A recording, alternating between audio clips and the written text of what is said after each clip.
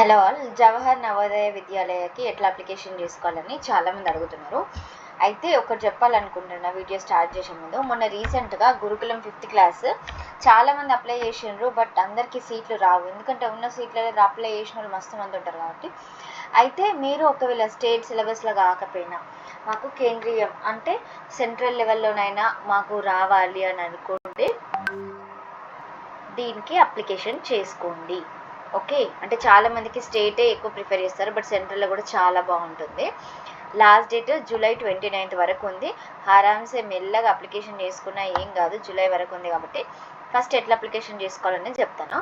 First registration చేయాలి, తర్వాత రిజిస్ట్రేషన్ని print చేసుకోవాలి, తర్వాత మీకు సంబంధించిన రిజిస్ట్రేషన్ని సేవ్ చేసుకొని పెట్టుకోవాలి ఎక్కడన్నా. ఓకే, ఇక్కడ చూడండి, నేను మొన్న కూడా చెప్పిన డేట్ ఆఫ్ బర్త్ కంపల్సరీగా ఇన్స్ట్రక్షన్స్ ఇక్కడ పెట్టినట్టే ఉండాలి. ఓకేనా, కొంతమంది ఏజ్ తక్కువ ఉన్నా ఏం కాదు మేడం అప్లై చేయండి అని అంటారు, కరెక్ట్గా పెట్టుకోండి. So already 5th class pass అయినరా, ఎస్ అయితే ఎస్ అని, సో ఎస్ అయితే not eligible. So present 5th class ఉన్న వాళ్ళు ఎలిజిబుల్ అన్నమాట, అంటే ఇప్పుడు ప్రజెంట్. సో ఇక్కడ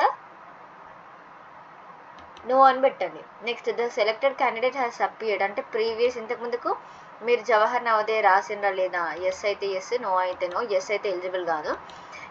నెక్స్ట్ ఇవన్నీ చదివినరా, రూల్స్ అండ్ రెగ్యులేషన్స్ అని అంటున్నారు. Next the whether the candidate has promoted from grade 4 to grade 5.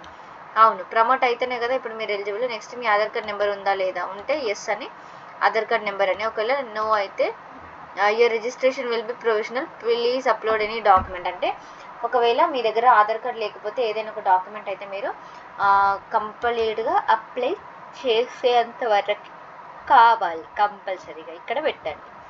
Okay, ఇక్కడ నెక్స్ట్ డేట్ ఆఫ్ బర్త్కి సంబంధించి కూడా చాలామంది డౌట్లు అడుగుతున్నారు. నేను ఆల్రెడీ డేట్ ఆఫ్ బర్త్కి సంబంధించి కూడా ఒక వీడియో చేసిన, సో అదొకసారి చూడండి. And photo, passport size photo అన్నీ కూడా 10 నుండి 100 KB లోపు మాత్రమే ఉండాలి. ఈ లింక్ డిస్క్రిప్షన్లో అడుగుతున్నారు చాలామంది, సో లింక్ నేను ప్రొవైడ్ చేస్తాను. నెక్స్ట్ మీ స్టడీ సర్టిఫికేట్స్ డీటెయిల్స్ అవే ఉంటాయి, పెద్ద వరి కావాల్సినంత ఏముండదు. మీ దగ్గర ఆల్రెడీ గురుకులంకి అప్లై చేస్తే స్టడీ సర్టిఫికేట్స్ ఉండే ఉంటాయి కాబట్టి అవి అప్లోడ్ చేస్తే సరిపోతుంది.